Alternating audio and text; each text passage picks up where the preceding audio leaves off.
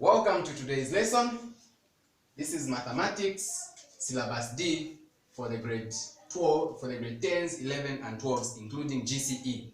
So these lessons are specially designed and summarized so that you can be successful in your examinations. So as we explain, we are leaving nothing unturned. Everything will be explained and you'll be able to answer any question under this topic. So now, just for an introduction, calculus is a very famous topic in syllabus D since its introduction in 2016. Now, the things that are relevant to your examinations will start by you first understanding differentiation. After that, we are going to do how to find the gradient of a curve at any point.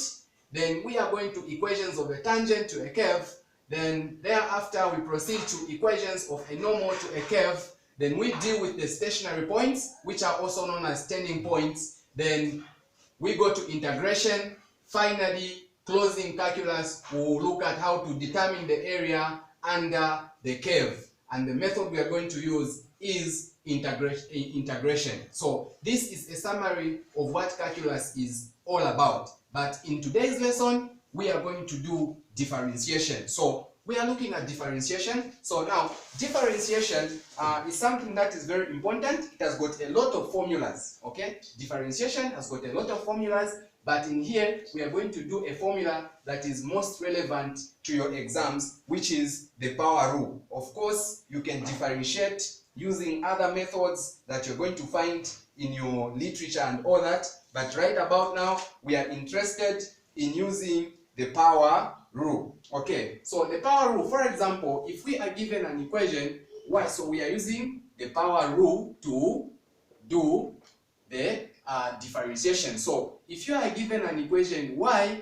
is equals to ax to the power n plus let's say plus bx to the power m, then dy by dx, this is how we integrate, then dy by dx will be equal to nax to the power n minus 1 plus this one will be mbx to the power m minus 1. Okay, so this is the power rule. So what are we saying here? What we are saying is you have to get this power, bring it down here, multiply it with this one, then this one here which remains you say minus 1. Then you have integrated, you have differentiated. Then also to this one the same. Then as we do this, as we are introducing, please note that when we are integrating when we are differentiating, when we differentiate a constant number, for example 2, 3, 1 and so on and so forth, this one is always equal to 0. Okay, so when we are trying to differentiate a constant number like that, what we get is a 0. Let's go into the practicals and just see what I'm talking about and how easy it can be. So let's look at the solutions.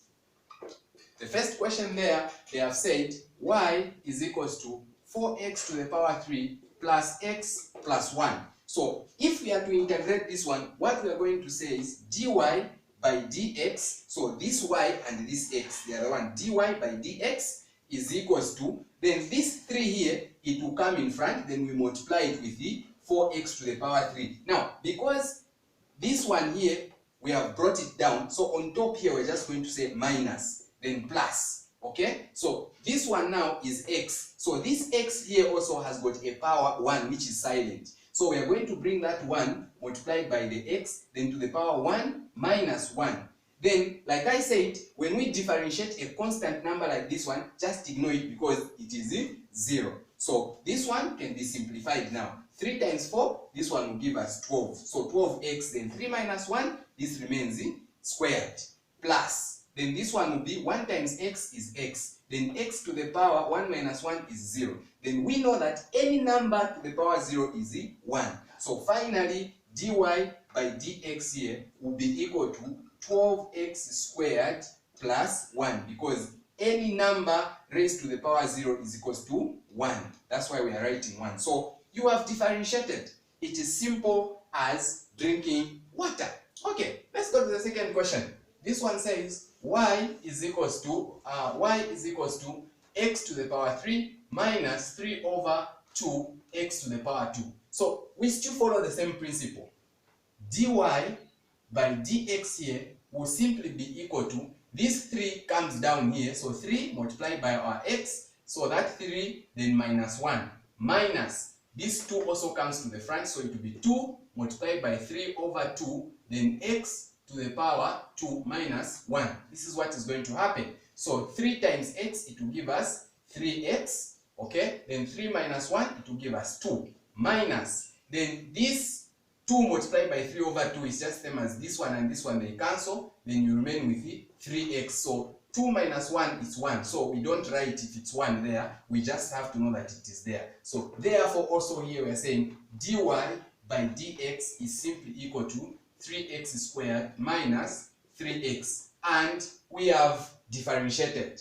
Okay, last one, y is equals to x to the power 3 plus x squared minus 5x plus 3. So the procedure is the same. There is nothing so tricky about differentiating. Okay, at your level as grade 12s, the kind of differentiating that appears is this straightforward one. So again, the 3 comes down, so dy by dx is equals to, so the 3 will come down, multiplied by the x to the power 3 minus 1, plus the 2 will come down, which will be 2 multiplied by x to the power 2 minus 1, minus, so here we also have a 1, an invisible one, so that 1 will come down, multiplied by 5 to the power 1 minus 1.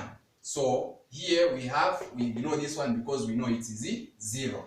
Okay, so this one becomes now 3x squared plus, because 3 minus 1 is that one, 3 times x is that one. So here also, this is just 2x, because 2 times x is 2x, 2 minus 1 is 1, which we don't write. Then this one will be minus. So when you check now here, this one is going to be negative 1 times 5, it will still be negative 5.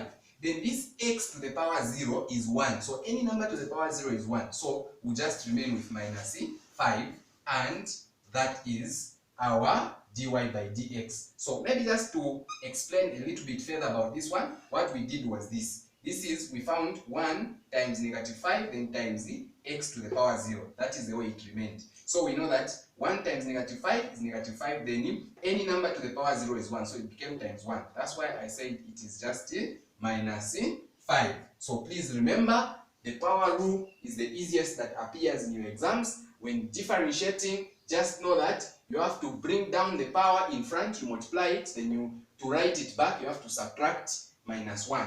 And that is how differentiating is done. Okay, so I think we'll end here so that you can grasp the concept and practice the questions that will be sent into your inbox. Thank you so much. Till next time.